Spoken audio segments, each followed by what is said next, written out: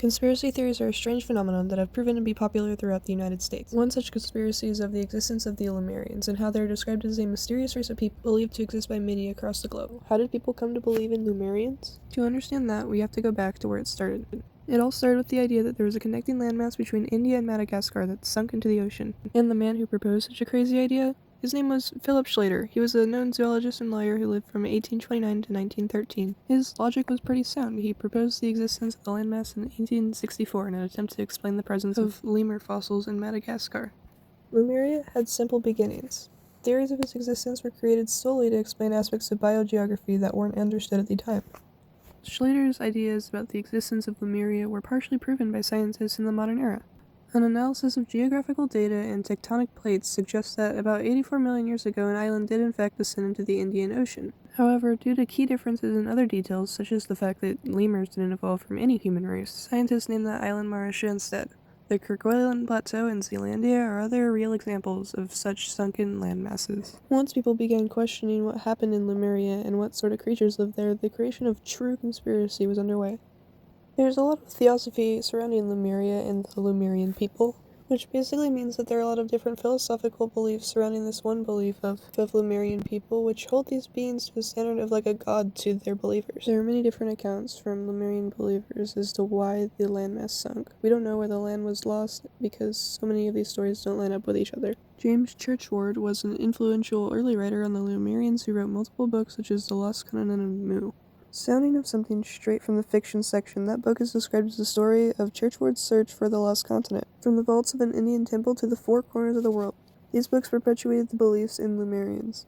Now to get into some general myths about this Lemurian society. There are many interpretations of Lemurians. Some believe that they are shapeshifters, being able to turn into whales, dolphins, and merpeople, because that is how they explain where the majority of their civilization went to after Lemuria sunk. Stone people are originally a Native American belief that the rocks and minerals on this planet are part of the Ancient Ones. They contain consciousness and share their wisdom with us generously. Shamans and healers believe in the same thing. They also believe that due to their natural connection with the Ancient Ones, certain crystals can give us wisdom to Lemurian societies.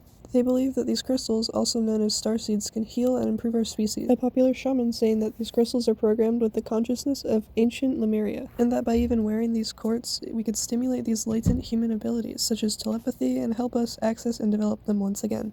Schlater started the belief that on this lost continent, Lemurians did exist. But what I didn't mention earlier is that he began the idea that they're a race of 15-foot-tall, four-armed superhumans as he studied the strange fossils from that area. Geoffroy St. Hilaire was a French scientist who studied animals, their anatomy, and their embryos. He believed in these ideas of evolution since before Darwinism was theorized, which is why he spent his time studying embryos to try to intervene in synthetically evolved animals. Darwinism is the idea of evolution through natural selection. It was a relatively new concept during the beginning of the Lemurian conspiracy, which is why people believe that there are 7 different possible types of people. Each instantation of humanity became known as a root race, and the entire history of humanity is the story of the progress of our species through 7 stages of our 7 root races.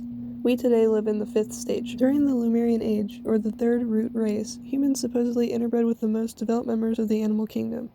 They were huge ape-like creatures that existed on Mars, Earth, and Mercury. Genes from these developed members of the animal kingdom created the Lemurian root race. Theorized that some Lemurians branched off from their evolutional pattern, which explains why there's still some Lemurians in existence to this day. A similar belief to that of Lemurian conspiracy is that of the Kumari Kandam. The Kumari Kandam is so similar, in fact, that it is believed to be a sunken landmass in the exact same place as Lemuria. This is a belief that comes from the Tamil people, who are a real ethnic group from South Asia with recorded history going back more than 2 millennia. Their placement in history are so similar because it was after the discovery of Lemuria that the Tamil people began connecting it to their own Pandian legends of lands lost to the ocean, as described in ancient Tamil and Sanskrit literature.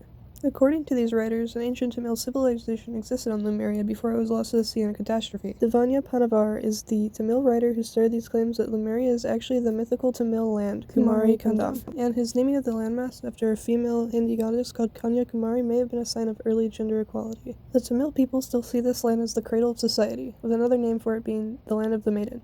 Some major interest points of the Lemurian conspiracy are of the Australian and Mount Shasta beliefs surrounding it. In Australia, a mystic named Helena Blavatsky founded the Theosophical Society in 1875, which allowed her to spread information about the Lemurians. The Australian belief is very similar to the mainstream conspiracy, but also adds on the idea that Australian people are just some hybrid between normal humans and Lemurians. Blavatsky theorized that Australia was just a remnant inland region of Lemuria, and because of this, the Lemurians bred with animals and other humans to create the Australian people as we see them today. Lemurian conspiracy became like a pseudo-history, meaning that historians viewed it as a distortion of the historical record and purely superstitious. On the other hand, the Mount Shasta branch of the Lemurian belief started with author Frederick Spencer Oliver. He claimed that the Lemurians were living inside of Mount Shasta, and he said that he would occasionally see them out in white robes.